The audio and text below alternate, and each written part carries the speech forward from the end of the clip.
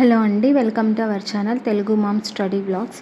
So, రీసెంట్‌గా AP high court exam అనేది జరిగింది కదా! నేను జూనియర్ అసిస్టెంట్ ఎగ్జామ్ అనేది రాశానండి. నేను ఓన్లీ జూనియర్ అసిస్టెంట్‌కి మాత్రమే అప్లై చేశాను. మిగతావేవి అప్లై చేయలేదు. సో, నేను రెస్పాన్స్ షీట్ చూసుకున్నాను. మీకు ఆల్రెడీ వీడియో చేశాను ఇంతకుముందు వీడియో.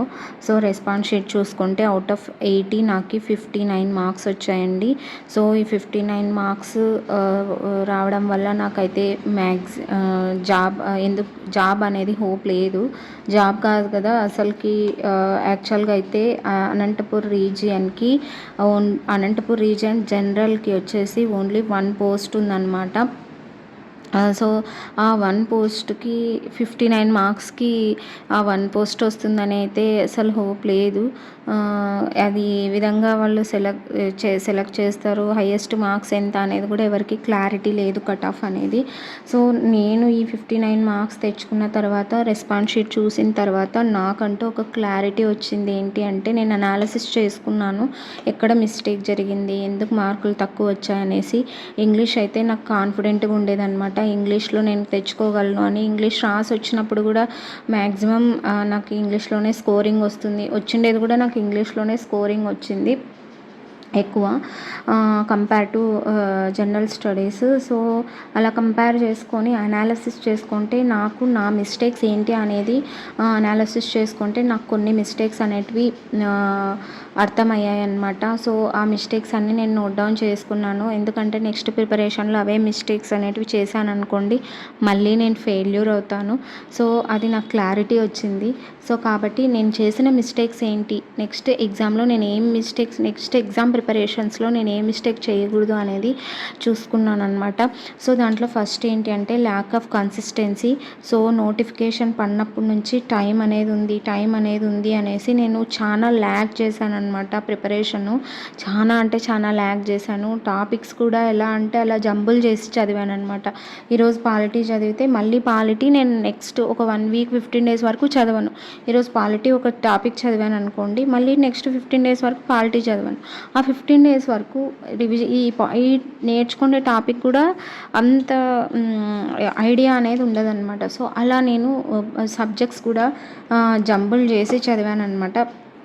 సో, ఆ జంబ్లింగ్ ఆఫ్ సబ్జెక్ట్స్ అనేది, టాపిక్స్ అనేది నాకు చాలా అంటే చాలా నెగిటివ్ అయింది. సో, ఏదున్నా continuous practice and weekly practice అనేది ఖచ్చితంగా ఉండాల. ఈ వీక్లో ఏం చదివాము అనేది ఖచ్చితంగా ప్రాక్టీస్ చేసి ఉంటే బాగుండు అనిపించింది. సో, కన్సిస్టెన్సీ లేకపోవడం, సబ్జెక్ట్స్ ఎలా అంటే అలా చదవడం అనమాట. అంటే ఈరోజు ఒక సబ్జెక్ట్, రేపు ఒక సబ్జెక్టు అలా చదివినా రివిజన్ సరిగా చేయకపోవడం అనేది కూడా ఒక ప్రాబ్లం అయిందనమాట. నెక్స్ట్ సెకండ్ పాయింట్ ఏంటి అంటే నెంబర్ ఆఫ్ వేకెన్సీ. యాక్చువల్గా నాకు ఎప్పుడు ఏముండేదంటే అప్లై చేసేటప్పుడే ఉండేదన్నమాట. జనరల్కి ఒక పోస్టే ఉందంటే ఒక పోస్టే కదా ఉండేది, మనకెందుకు వస్తుందిలే, నాకెందుకు ఆ ఒక్కరు నేనెందుకు అవుతాను అనేది అప్పటి నుంచి నోటిఫికేషన్ వదిలినప్పటి నుంచి ఉండింది. So, number of vacancies effect కూడా నాకు పడిందనమాట నా ఎగ్జామ్ ప్రిపరేషన్ మీద.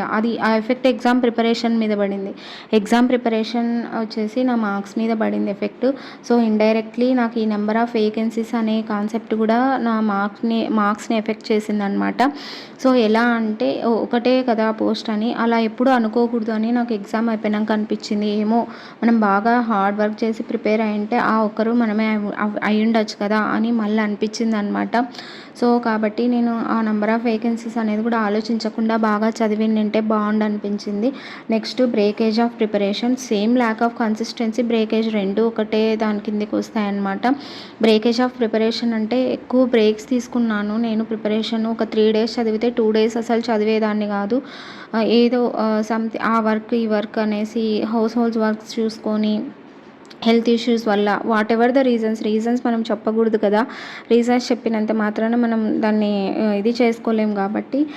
సో, బ్రేకేజ్ ఆఫ్ ప్రిపరేషన్ కూడా నాకు నెగటివ్ అయిందనమాట.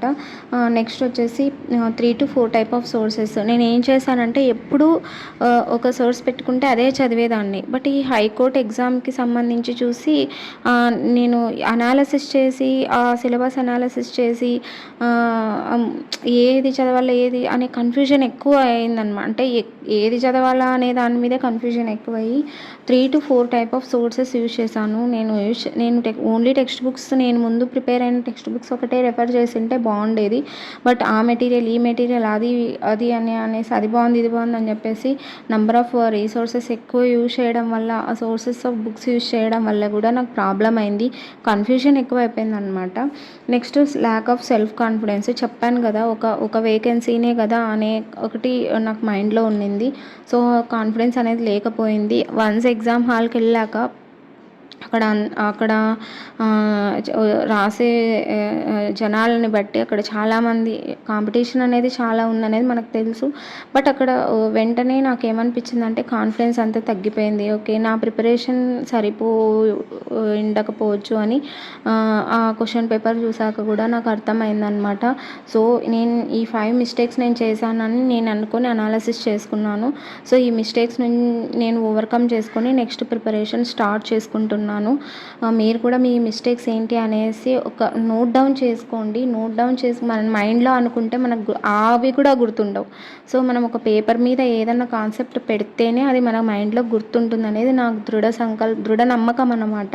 సో కాబట్టి నా మిస్టేక్స్ అన్నీ నేను ఇలా రాసుకున్నాను. సో ఇంకటి నుంచి కన్సిస్టెన్సీ ఉండాలి, వేకెన్సీస్ని పట్టించుకోకూడదు, తర్వాత ప్రిపరేషన్ బ్రేకేజ్ అవ్వకూడదు. అట్లీస్ట్ 1 or 2 అవర్స్ ఎంత హెవీ హెక్టిక్ షెడ్యూల్ ఉన్నా కూడా పర్సనల్ వర్క్స్ ప్రిపరేషన్కి టైమింగ్ అనేది మనం ప్రొవైడ్ చేయాలి. తర్వాత సోర్సెస్ కూడా number of sources as usual నేను యూజ్ చేసిన ఓల్డ్ సోర్సెసే యూజ్ చేయడం బెటర్. ఎక్స్ట్రా సోర్సెస్ యూజ్ చేయకూడదు అనేది తెలుసుకున్నాను. తర్వాత కాన్ఫిడెన్స్ పెట్టుకోవాలి. నేను ఇంత కష్టపడి చదివాను కదా, కాన్ఫిడెన్స్ నా మీద నాకే లేకపోతే క్వశ్చన్స్ నేను ఏం రాయగలను? సో కాబట్టి కాన్ఫిడెన్స్ అనేది కూడా నేను బిల్డ్ చేసుకోవాలని అనుకుంటున్నాను. సో ఈ 5 మిస్టేక్స్ నేను చేశాను. మీరు ఏ మిస్టేక్స్ చేశారనేది మీరు అనాలిసిస్ చేసుకొని ప్రిపరేషన్ స్టార్ట్ చేయండి. థ్యాంక్స్ ఫర్ వాచింగ్ అండి. బాయ్.